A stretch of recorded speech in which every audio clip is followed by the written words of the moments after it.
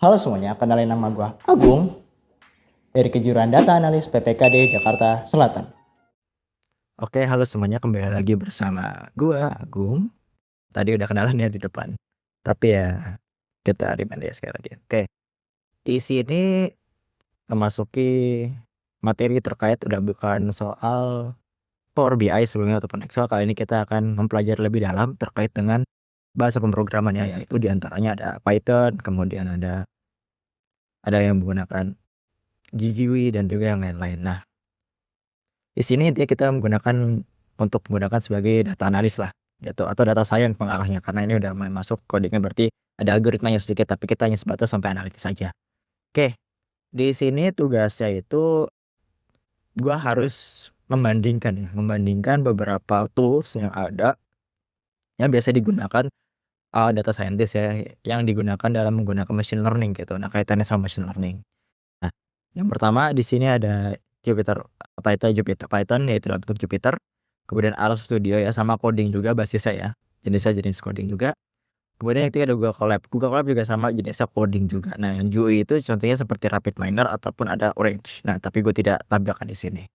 Oke, kita start dulu dari yang pertama, ada Python ya, atau Jupyter Notebook di sini. Nah, jenisnya coding, kemudian fungsi utama library untuk machine learning dan juga menganalisis data. Nah, untuk di sini mereka punya kelebihan dan juga keterbatasan atau kekurangan lah. Yang pertama, kelebihannya itu bahasa serbaguna dan populer di dalam data science. Yes.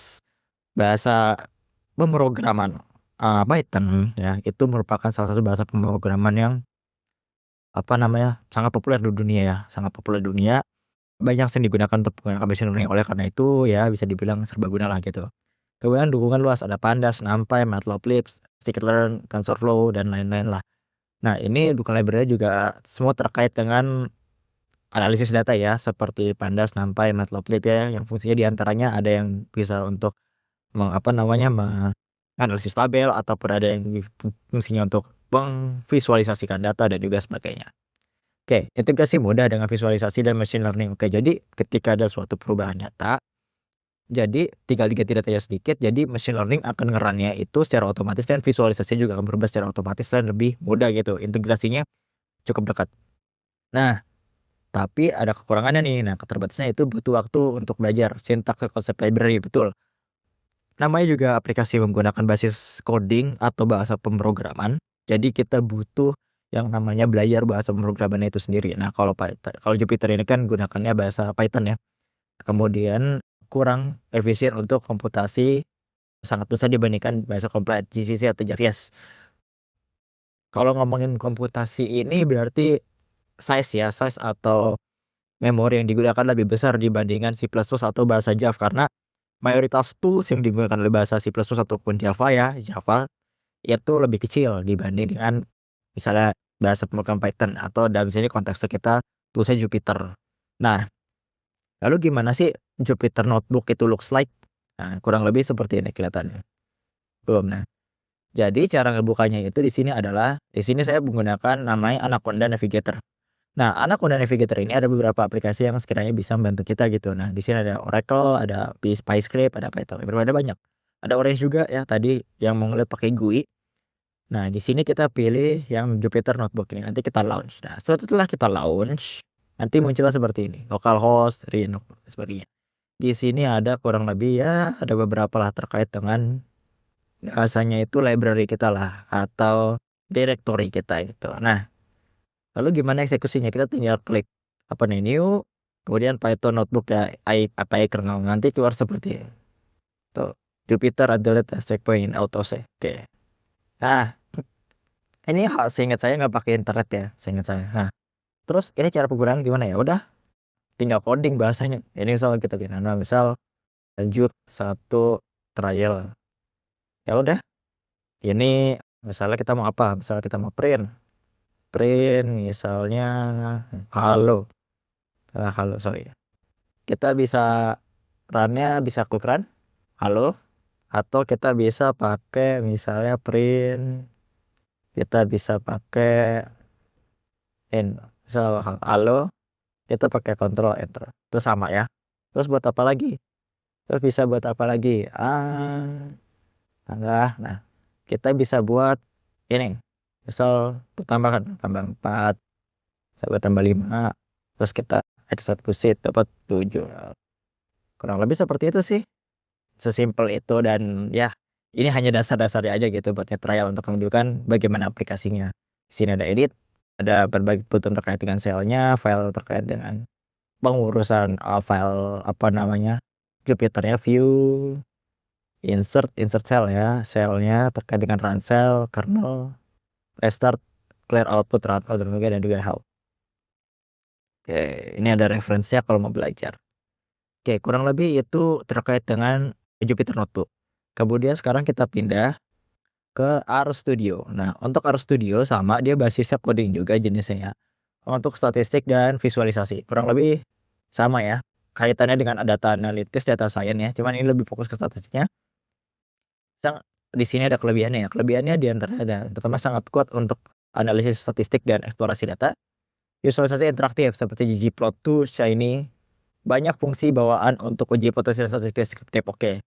Memang apa namanya, RStudio ini memang dipertajam ya, atau terfokus lebih kepada ke analisis statistik. Ya, tadi apalagi disebut statistik deskriptif gitu. Jadi kalau teman-teman mau cari korelasi, mau cari regresi, bisa di sini. Ini udah pasti mantap lah, jos lah, tapi tetap ada keterbatasan. Nah, yang pertama kurang fleksibel untuk aplikasi non statistik ya. Jadi kalau bagi teman-teman yang ingin menggunakannya untuk purpose lain, misalnya machine learning, ini kurang mantap lah. Nah, tidak supervised untuk machine learning tadi sudah dikatakan, dan automasi data pipeline. Kurang lebih seperti itu. Nah, lalu RStudio bentuknya seperti apa? Kurang lebih seperti ini. Kita bukanya dari ini, Anaconda Navigator ya, tinggal di launch aja. Lanjut. Oke. Lalu cara penggunaannya gimana? Sama sih. Di sini ada file ya, untuk project, edit ya, apa yang mau diedit, udah redo, code, ada source-nya kalau butuh bantuan, view untuk terkait dengan tampilan, plot session, terminal start R untuk build, navigate to build dan sebagainya di sini. Di sebelah kanan sini ada directory kita ya, di laptop ya, di laptop atau di PC kita, plots ya, plots tadi. Packages di sini ada terkait dengan dataset ataupun ada beberapa bantuan lah kira jika dibutuhkan gitulah. Kemudian di sini ada help untuk ya yang mau tanya-tanya, dan viewer. Nah, untuk kelihatan di sini ada environment saat ini seperti apa ya, kurang lebih datasetnya seperti apa, kemudian history. Nah, history tadi sudah saya tanya halo dan 2+4 koneksi satu sama lain. Ya sama penggunaannya, print halo. Tuh, kalau halo pakai tanda kutip. Bedanya kalau yang Jupyter Notebook tadi sama ini RStudio itu, dia kalau ini cukup gak usah pakai tanda kutip, kita cukup halo aja juga udah. Oh, nggak bisa, tetap sorry baru tetap harus pakai tanda kutipnya ya, walaupun istilahnya tanda kutipnya itu hanya sebagai penanda aja. Terus mau hitung-hitungnya sama, 2 plus 7 9 90 plus gini lah tuh. Kurang lebih seperti itu sama penggunaannya. Oke, kita lanjut.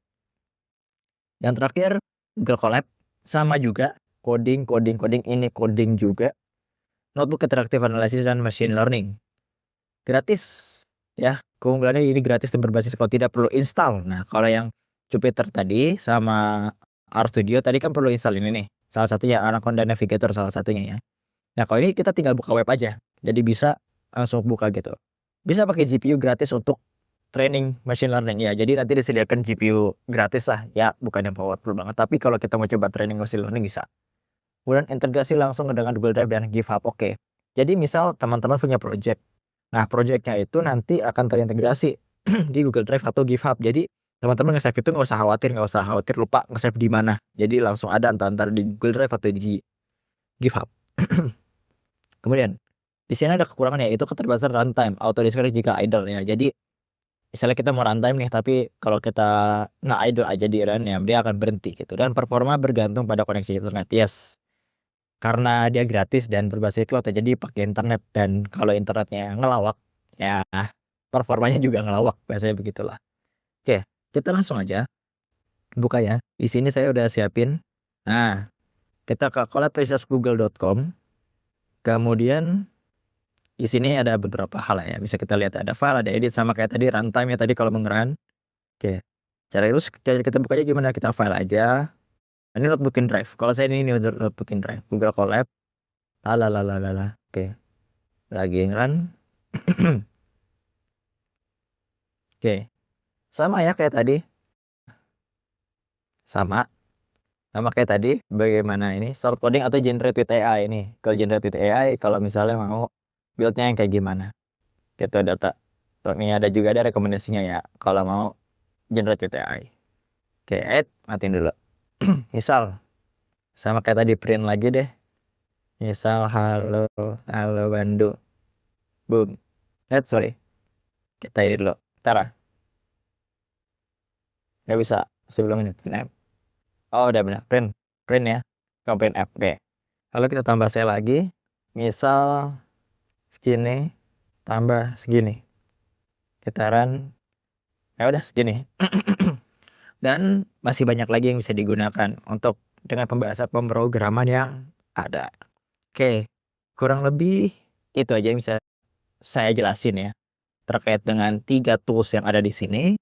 Semoga bisa bermanfaat untuk sebagai pembanding ya. Jika teman-teman yang mau belajar coding atau butuh referensi untuk belajar bahasa pemrograman, bisa cek video ini gitu. Oke, terima kasih. Gue tutup dan see you di video selanjutnya.